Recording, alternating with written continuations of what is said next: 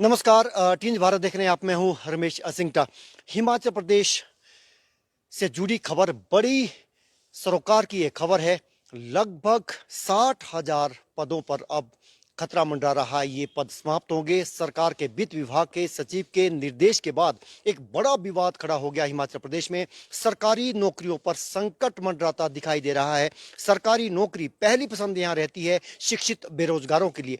तो ये खबर शिक्षित बेरोजगारों के लिए तो कम से कम सही नहीं है, क्योंकि कल जो निर्देश, जिस तरीके से वो निर्देश जारी हुए हैं, और कल ये पूरे के पूरे सोशल मीडिया में ये पूरा का पूरा मुद्दा वायरल हुआ है। अब इस पर विवाद खड़ा होना स्वाभाविक है। तमाम कर्मचारी संगठन अब सड़क पर उतर सकते हैं, क्योंकि जो 2 साल से निर्देशों में कहा गया है कि 2 सालों से जो पद खाली है वो समाप्त माने जाए। ये पहली बार ऐसे निर्देश हुए। हालांकि इसमें वर्ष 2012 के अगस्त 12 के निर्देशों का भी इसमें उल्लेख किया गया है। कहा गया कि इसकी अनुपालना नहीं हो रही है। ताजा निर्देशों को, इनको जो प्रशासनिक सचिव है, एचओडी है, जिनको विभागाध्यक्ष कहा जाता है, और संबंधित अधिकारियों को इनको निर्देश ये जारी किए गए हैं। और इसमें ये कहा गया है कि अस्थायी हो पद या नियमित हो, उनको खत्म किया जाए, खत्म माना जाए।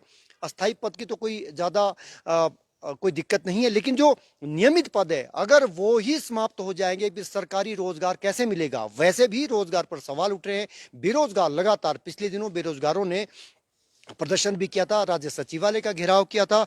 गारंटी, कांग्रेस ने ये गारंटी दी थी कि 1 लाख लोगों को रोजगार देंगे। 1 लाख लोगों को रोजगार 1 साल में देंगे। 5 साल में, सरकार 5 साल के लिए बनती है, 5 साल में 5 लाख लोगों को रोजगार देने का वादा किया गया था। इसके बिल्कुल उलट इस पर बड़ा विवाद खड़ा हो सकता है। इन निर्देशों पर सरकार ने जो फैसला लिया है, और इसमें यह भी कहा गया कि बजट बुक से 1 सप्ताह के भीतर इसको हटवा दें, जो खाली पद है ये हटवा दें। ये बड़े निर्देश जारी किए, और अब इस संबंध में किसी भी प्रकार का प्रस्ताव वित्त विभाग को ना भेजे। तो वित्त विभाग के इस निर्देश पर अब ना केवल ये मुद्दा बैठे बिठाए विपक्ष को भी मिल गया है, तमाम कर्मचारी संगठन, और इस पर वो भी बवाल खड़ा कर सकते हैं। पहले ही वो कर्मचारी और पेंशनर सरकार से नाराज चल रहे थे। हालांकि उनकी नाराजगी को दूर करने के कोशिश ये मुख्यमंत्री ने की है, लेकिन जिस तरीके की निर्देश ये जारी हुए हैं उससे शिक्षित बेरोजगारों के रोजगार पर एक बड़ी तलवार लटकती नजर आ रही है। अभी जो हमारी जानकारी है, लगभग हिमाचल प्रदेश में 50 से 60,000 पद रिक्त पड़े हैं। 2 साल के जो यहाँ मायने हैं, 2 साल से जो पद रिक्त पड़ा है, उदाहरण के तौर पर अगर किसी स्कूल का प्रिंसिपल का पद नहीं भरा है 2 साल से, तो ये पद भी समाप्त हो जाएगा। अगर वीसी किसी संस्थान का नहीं भरा गया वो पद, तो वो भी समाप्त माना जाएगा।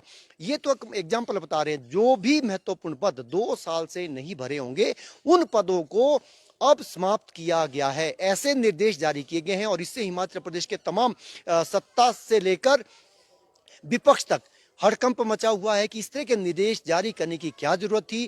क्या सरकार पर ब्यूरोक्रेसी हावी है, या फिर वाकई ही सरकार ये चाहती है? क्योंकि सरकार तो लगातार ये कह रही है, मुख्यमंत्री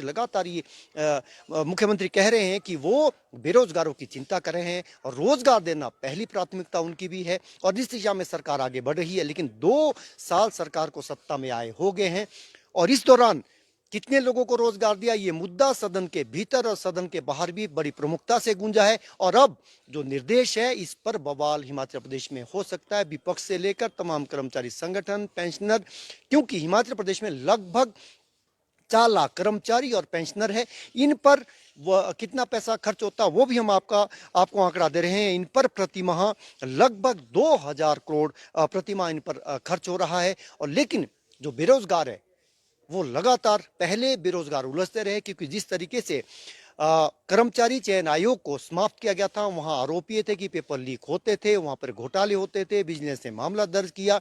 लगभग 20 से अधिक पेपर, अलग अलग परीक्षाओं के पेपर लीक होने की खबरें आई, और वो पुष्टि भी इसकी हुई जब एफआईआर दर्ज हुई। अलग अलग चार्जशीट कोर्ट में दाखिल की जा चुकी है। इसके जो जेन्युइन लड़के थे, सबने पेपर लीक नहीं किया, लेकिन इसकी मार उन लोगों पर पड़ी, उन बेरोजगारों पर पड़ी, जिनकी नौकरियों की राह ताक रहे थे।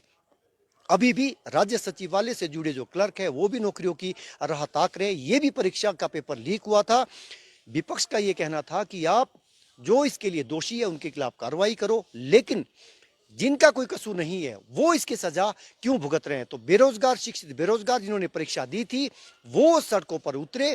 बड़ी मुश्किल से ये विवाद थमता नजर आ रहा है। लेकिन एक और नया विवाद हिमाचल प्रदेश में, खासतौर पर हिमाचल प्रदेश में, क्योंकि सरकारी नौकरियों की तरफ सबकी चाहती रहती है जो शिक्षित बेरोजगार होता है कि सरकारी नौकरी उसे मिले, चाहे वो बाबू लगे, JOAIT लगे या फिर अधिकारी बने। लेकिन अब हिमाचल प्रदेश में जो वित्त विभाग ने यह निर्देश जारी कर रखे हैं, इसके मुताबिक 2 सालों से रिक्त पड़े सभी पद समाप्त माने जाएंगे। और वैसे भी जो रिटायरमेंट लगभग 2000 प्रतिमाह 2000, 1.5 से 2000 लोग रिटायर हो रहे हैं, उनकी जगह उन पदों को भरा नहीं जा रहा है। जैसे ही वो कोई रिटायरमेंट होती है वैसे योग खत्म माने जाते हैं। तो आर्थिक सुधार, इसकी जो पृष्ठभूमि हो, इसलिए हम कह रहे हैं आर्थिक सुधार बेरोजगारों पर ये भारी पड़ते दिखाई दे रहे हैं। वर्ष 2000 और 2001 में जिस तरीके से MOU राज्य सरकार के केंद्र सरकार के साथ हुए थे कि ग्रांट इन एड हो, कंडीशनल तब देगी जब आप हिमाचल प्रदेश में सरकारी नौकरियों पर कटौती लगाएगी। उसी दौरान आपको याद होगा वर्ष 2003 में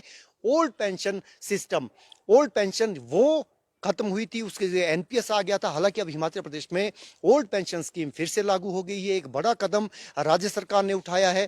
कांग्रेस ने कमिटमेंट की थी जब वो विपक्ष में थी कि जैसे ही सत्ता में आएगी वो पुरानी पेंशन कर्मचारियों के लिए बहाल करेगी। वो तो बहाल कर दिया है, लेकिन नए लोगों को रोजगार देने में अब रोजगार सरकार कैसे दे पाएगी जब पद ही खाली नहीं होंगे। जो पिछले पद है वो सारे सिलसिलेवार, और जिस तरीके से बिजली बोर्ड से इसकी शुरुआत हुई है, पहले वहां इंजीनियरों के लगभग 51 पद वो समाप्त किए गए। उसके बाद आउटसोर्स पर जो कर्मचारी लगे थे 81 पद लगभग वो समाप्त किए गए।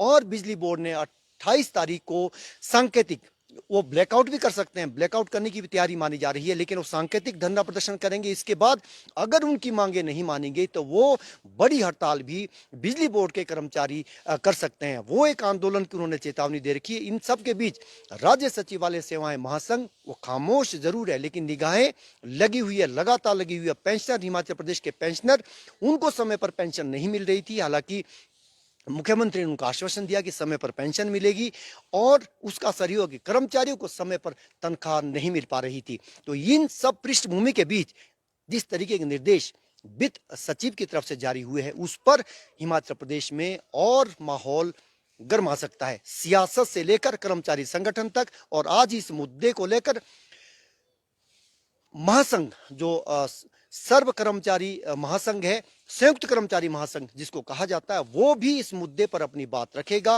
वो भी मुखरता के साथ अपने तीखे तेवर दिखा सकता है, क्योंकि लगातार कर्मचारी से जुड़े मसला है। जब पद ही नहीं रहेंगे तो फिर कर्मचारी भर्ती कैसे होंगे, नई भर्तियां कैसे हो पाएगी जब 2 साल से खाली चल रहे पद समाप्त हो जाएंगे। तो अलग अलग ये निर्देश ना केवल ये सरकारी विभागों पर लागू होंगे, सरकारी क्षेत्र के उपक्रम उन पर भी लागू होंगे, बोर्ड और निगमों पर भी ये लागू होंगे। तो अब देखना ही होगा कि हिमाचल प्रदेश सरकार इस फैसले को वापस लेती है या फिर कंटिन्यू रखती है। टिंज भारत देख रहे हैं आप, नमस्कार।